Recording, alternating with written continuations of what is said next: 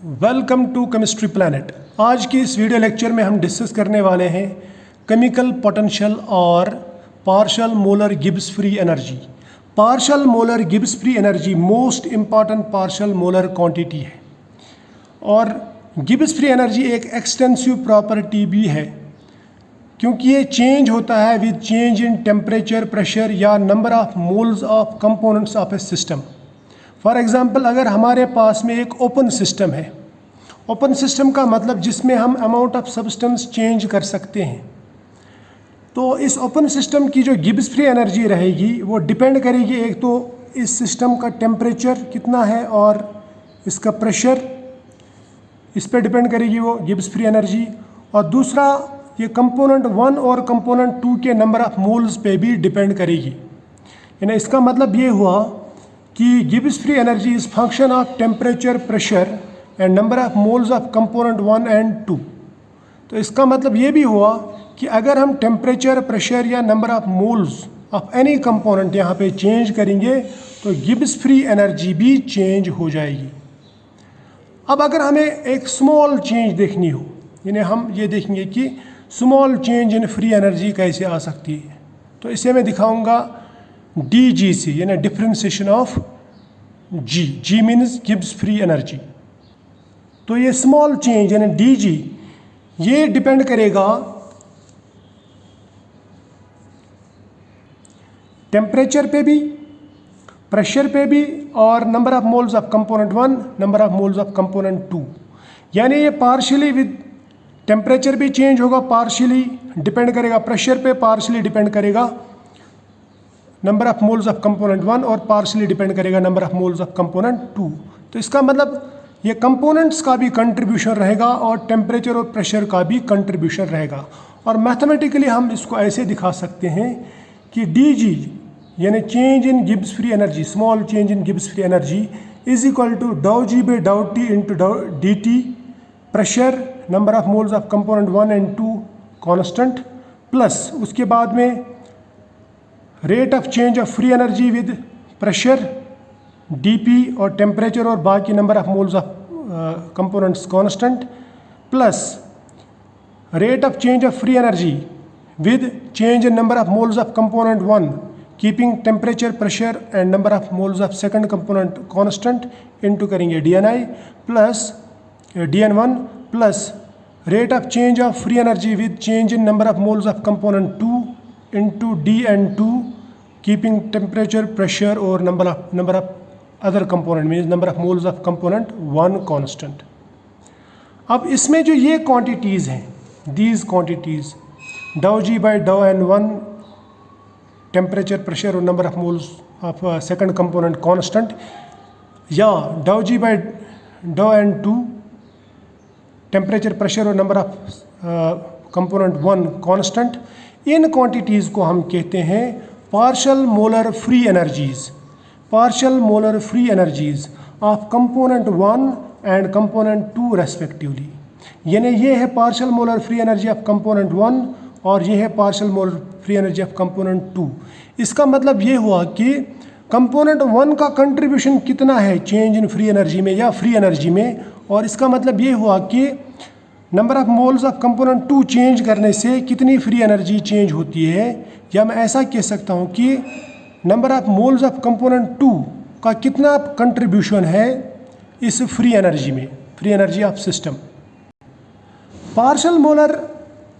Free energy को हम दिखाते हैं G बार से। तो इसका मतलब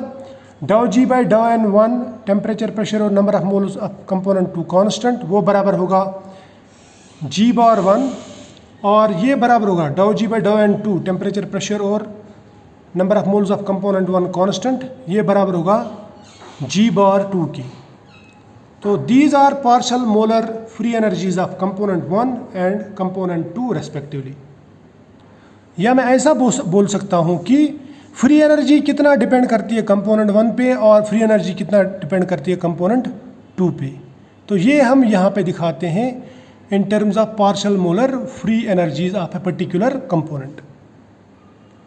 पार्शियल मोलर फ्री एनर्जी को हम केमिकल पोटेंशियल भी कहते हैं और केमिकल पोटेंशियल को हम म्यू से दिखाते हैं। तो इसका मतलब partial molar free energy of component 1 is equal to chemical potential of component 1, या partial molar free energy of component 2 is equal to chemical potential of component 2, या G1 bar is equal to μ1 या G2 bar is equal to μ2। अब इसी तरह से अगर कोई भी कंपोनेंट रहे, सपोज I कंपोनेंट, उसकी जो पार्शियल मोलर फ्री एनर्जी रहेगी वो बराबर रहेगी chemical potential of that component means I, जैसे I कंपोनेंट है यहाँ पे। अब जो हमने इक्वेशन 1 लिखी थी जिसमें हमने चेंज देखा था, चेंज इन फ्री एनर्जी, ये इक्वेशन 1 है। इस इक्वेशन 1 में हमने देखा कि ये जो है ये केमिकल पोटेंशियल ऑफ कंपोनेंट 1 है या partial molar free energy of component 1 है, और ये केमिकल पोटेंशियल ऑफ कंपोनेंट 2 है, या मैं बोल सकता हूँ partial molar free energy of component 2। तो इसको मैं यहाँ से दिखा सकता हूँ कि ये जो है ये G1 बार या μ1 के बराबर है फिर, और ये जो है ये G2 बार या μ2 के बराबर है, जो हमने यहाँ पे ऊपर देखा, क्लियर, या पिछले पेज पे जो हमने डिस्कस किया। तो अगर मैं ये वैल्यूज़ यानी इनके बदले में ये वैल्यूज़ यहाँ पे पुट कर दूँ, मान लीजिए इस टर्म के बदले में मैं μ1 लिख दूँ और इस टर्म के बदले में मैं μ2 लिख दूँ, तो फिर जो इक्वेशन 1 है वो इस तरह बन जाएगी, dg इज इक्वल टू डाउ जी बाई डाउ T into D T, pressure N1 N2 constant, plus डाउ जी बाई डाउ पी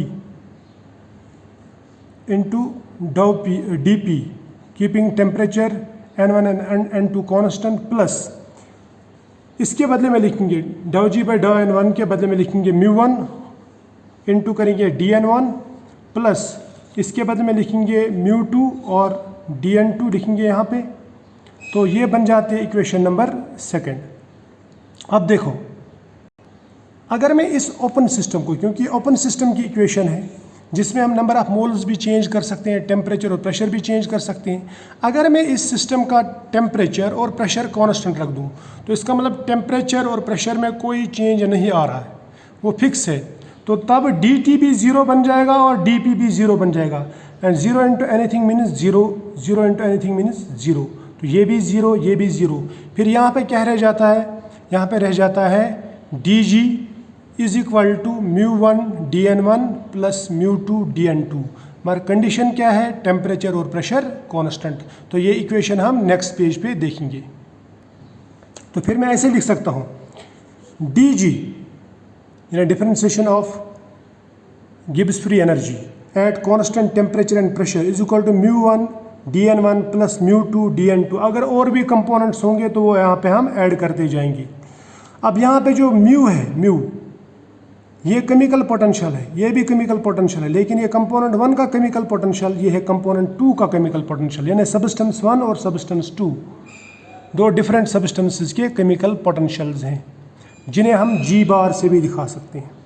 अब अगर आपसे कोई पूछे ये केमिकल पोटेंशियल क्या है या पार्शियल मोलर फ्री एनर्जी क्या है, तो आप उससे कह सकते हैं कि यह contribution per mole of each component of a mixture to the total free energy of the system at constant temperature and pressure, यानी कांस्टेंट टेम्परेचर और प्रेशर पे एक कंपोनेंट का कंट्रीब्यूशन टोटल फ्री एनर्जी में कितना है, वही कहलाता है उस कंपोनेंट का केमिकल पोटेंशियल या पार्शियल मोलर फ्री एनर्जी। या मैं ऐसा कह सकता हूँ कि contribution of component 1 to total free energy is equal to chemical potential of component 1, यानी कंपोनेंट 1 का कंट्रीब्यूशन फ्री एनर्जी में, टोटल फ्री एनर्जी में कितना है, वही कंपोनेंट 1 का केमिकल पोटेंशियल कहलाता है। अब केमिकल पोटेंशियल हम डिस्कस क्यों करते हैं और इससे हमें क्या फ़ायदा है, इसकी क्या सिग्निफिकेंस है, तो यहाँ पे हम फिज़िकल सिग्निफिकेंस इसकी स्टडी करेंगे। मान लीजिए आपके पास में एक सिस्टम है, ओपन सिस्टम, जिसमें एक ही कंपोनेंट है, यानी ये प्योर सब्सटेंस है, तो फिर हम इसका केमिकल पोटेंशियल अगर हम दिखाएंगे तो इसका केमिकल पोटेंशियल होगा G डिवाइड बाय N, यानी फ्री एनर्जी कितनी है divide by N, N means number of moles of component 1 ही कितने हैं, तो इसका मतलब ये हुआ कि केमिकल पोटेंशियल बराबर रहता है free energy divide by number of moles of a substance. या मैं ऐसा कहूँगा ये है गिब्स फ्री एनर्जी पर मोल, यानी किसी भी सब्सटेंस का जो केमिकल पोटेंशियल रहता है वह है गिब्स फ्री एनर्जी पर मोल। अगर हम कंपोनेंट आई, कोई आर्बिट्रेरी कंपोनेंट लेते हैं, ख्याली कंपोनेंट लेते हैं, कंपोनेंट आई, उसका हमें केमिकल पोटेंशियल दिखाना हो तो हम क्या कहेंगे, हम देखेंगे change in free energy with change in number of moles of component I keeping temperature, pressure and all other components constant. तो वो बराबर होगा जी बार आई या म्यू आई, यानी वो कहलाएगा इस आई का पार्शियल मोलर फ्री एनर्जी या इस आई का केमिकल पोटेंशियल। अब अगर हमें इसे डिफाइन करना हो, एक सोफिस्टिकेटेड डेफिनेशन लिखनी हो किसी भी कंपोनेंट के केमिकल पोटेंशियल की, तो मैं ये कह सकता हूँ chemical potential of a component, for example I component, is increase in free energy on addition of 1 mole of substance I, यानी 1 मोल सब्सटेंस आई ऐड करने से कितनी फ्री एनर्जी इंक्रीज होती है, but at constant temperature pressure, at constant temperature and pressure and all other components constant. या मैं ऐसा कह सकता हूँ increase in free energy on addition of 1 mole of a substance I at constant temperature and pressure to such a large quantity of system so that there is no appreciable change in overall composition of this system, यानी overall composition इसमें change ना हो। उस वक़्त अगर हम 1 मोल add करेंगे और उस 1 मोल ऐड करने से कितनी फ्री एनर्जी इंक्रीज़ होती है, वो जो इंक्रीज़ होगा वो सिर्फ उसी चीज़ से इंक्रीज़ होगा जो हमने ऐड किया। फॉर एग्जांपल कंपोनेंट आई का हमने अमाउंट ऐड किया तो उससे हमें ये पता चलेगा कि इस आई से कितना इंक्रीज़ होता है फ्री एनर्जी में, तो वो कहलाता है उस आई का केमिकल पोटेंशियल, यानी उसमें दम कितना है, उसमें केमिकल पोटेंशियल कितना है, या उसमें पार्शियल मोलर फ्री एनर्जी कितनी है। अब ये जो म्यू है, म्यू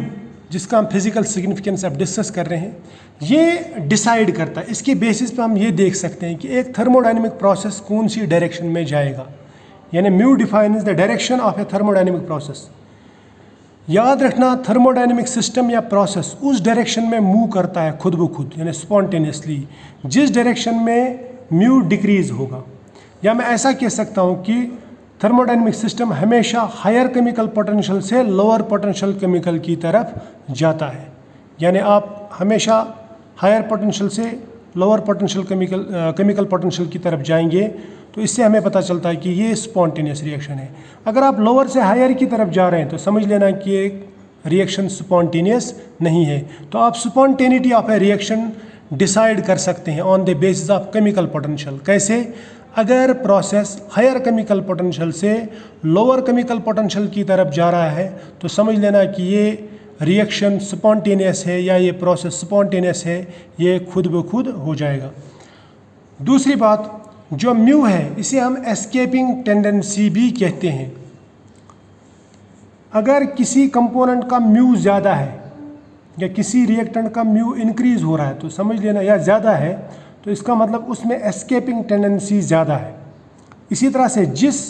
सब्सटेंस का केमिकल पोटेंशियल कम होगा उसमें एस्केपिंग टेंडेंसी भी कम होगा। ठीक है, तो आई होप आपको ये केमिकल पोटेंशियल या पार्शियल मोलर फ्री एनर्जी समझ में आया होगा। अगर अच्छा लगा तो कमेंट में ज़रूर बताना और वीडियो को लाइक करना। मिलते हैं नेक्स्ट वीडियो में, तब तक के लिए बाय।